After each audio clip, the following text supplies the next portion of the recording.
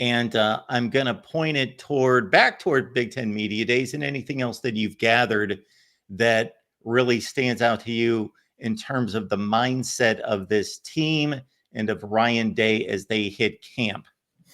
It's funny because having covered the team all off season, going back to coming out of the Cotton Bowl and the disappointment that was that loss to Missouri, the tone at media days and the tone the first time we talked to any players, the beginning of the offseason, really hasn't changed.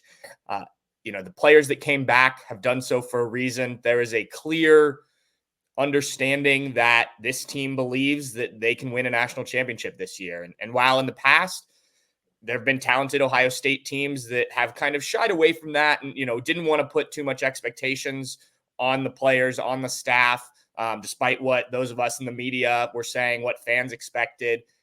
They are leaning into that in a big way. And, we knew that, but I think the rest of the Big Ten, even the rest of the country, maybe got a good perspective of that at Big Ten Media Days. Ryan Day on the podium basically saying, there's still work to be done, but we know what this team is capable of. Players reiterating that message as well. When we spoke to them, they sent 3 seniors to Big Ten Media Day: Emeka Egbuka, Denzel Burke, and Jack Sawyer, all guys who made the decision to come back because they felt there was unfinished business. So they're not backing away from these expectations. And, I asked some of the guys about, what you want to have at the end of the season, and that's lifting that national championship. You want to win the Big Ten. You want to beat Michigan. But you got to get there first, right? You got to get through fall camp.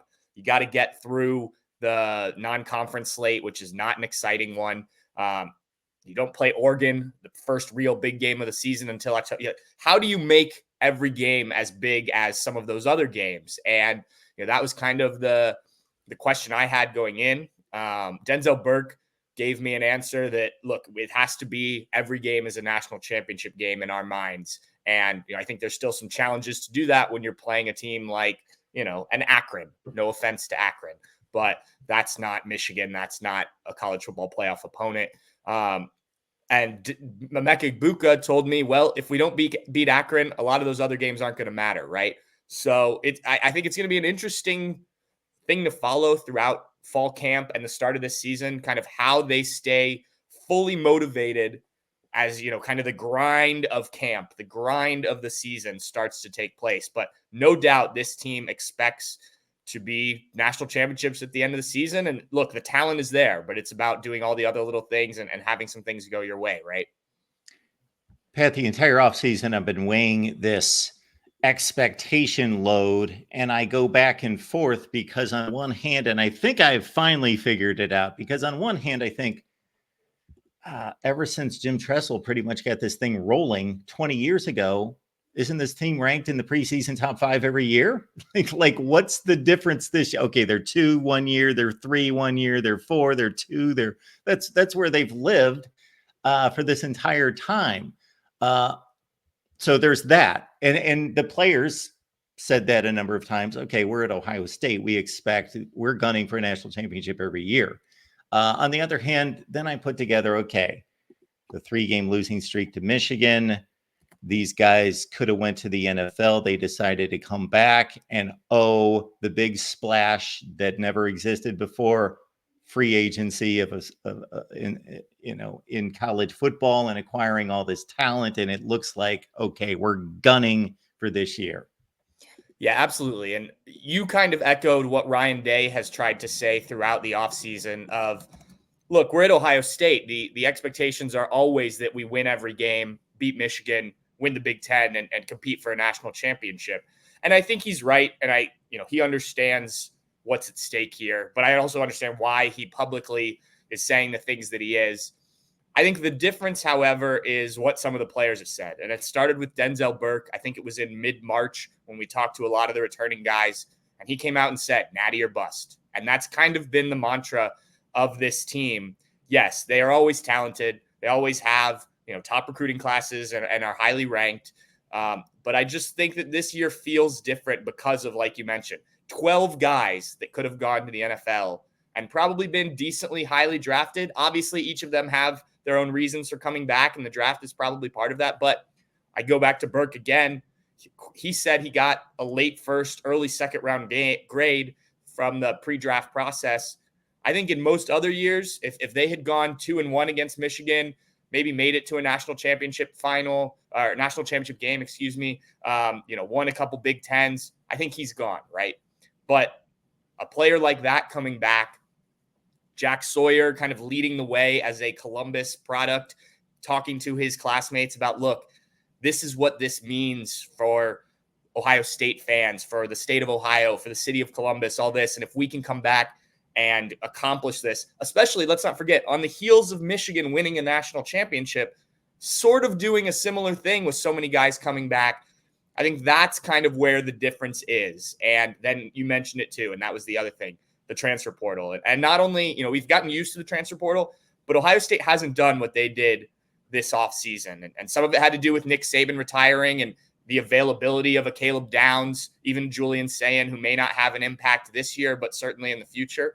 But numbers-wise, Ohio State hasn't been a huge transfer portal team, but the players that they got and the guys that can come in and make an impact, Caleb Downs, Will Howard, potentially, assuming he wins the starting quarterback job. Seth McLaughlin could be the starting center and certainly is going to play somewhere on the offensive line if it's not there. Guys like that can come in and immediately play. Quinshon Judkins, when you already have Travion Henderson likely coming back, though he hadn't announced that publicly. So, yes, the difference is it feels like they've pushed all their chips to the middle of the table and are saying we're all in, and they're also saying that publicly. And I think that is where it's different from past seasons. Denzel Burke in particular intrigues me. Here's this softly spoken individual, kind of like a Walter Payton type voice in a sense, but big vibrato comes out of him. And unless you're digging for player interviews, of course, you guys are, you in particular are used to talking to these guys, but we don't hear from them very often unless you're really digging for interviews. It's just a few times a year. And I don't know if he's got a chip on his shoulder. He has to know that people know he's good, but maybe in a sense, he sounds like he seems slighted and like he believes he's the best, and maybe he's not given quite that type of status out there. Well, Denzel said he wants to leave this season knowing that, with everyone knowing that he's the best cornerback in college football. So he put it out there. Simple as that. Look, he had a great freshman season. I don't think a lot of people expected him to come in and start right away outside of Denzel Burke, but he did. Started week 1, started every game that season. His sophomore season was a bit of a dip. He dealt with some injuries. He talked last offseason about how it was the first time he dealt with major injuries, and mentally he just didn't know how to deal with that and was never able to respond. He then admitted at Big Ten Media Days that beyond that, he probably got a little complacent in the offseason before his sophomore year. Just a little bit of maturing needed to happen. And when he didn't perform up to the level he expected to, it kind of clicked for him. And you saw it last season. If you look at his statistics, nothing jumps out at you, but that's because quarterbacks weren't throwing his way because he was one of the better cornerbacks in the country. And then you had guys on the other side of the field like Davison Igbinosun and Jordan Hancock who could then make some plays. So I think Denzel recognizes if he put in the work this offseason, he could be one of the top DBs taken in the draft next year. And on all the other stuff we talked about, the chance to leave a legacy at Ohio State by, turning it around against Michigan, winning the Big Ten, and potentially winning a national championship.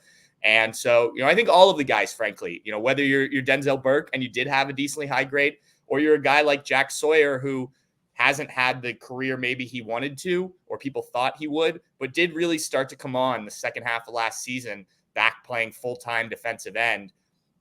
They all want to win, and no doubt about that. But they also all have individual things that they could still improve on. Marvin Harrison Jr. could have come back, right? But he could have accomplished those team things. There's talk about the fact that he really considered it. But in the end, if you're the number 4 pick in the draft, you got to go, right? And so these guys that did come back still have more that they can earn in the eyes of the NFL. Pat Murphy's here breaking down the Buckeyes. Training camp's just days away in Columbus. Catch Pat's work at Bucknuts 247 Sports. When officially is training camp? Thursday morning is when we kick it all off. I believe we will be able to be there. That has been the word, though we haven't gotten in a full schedule yet.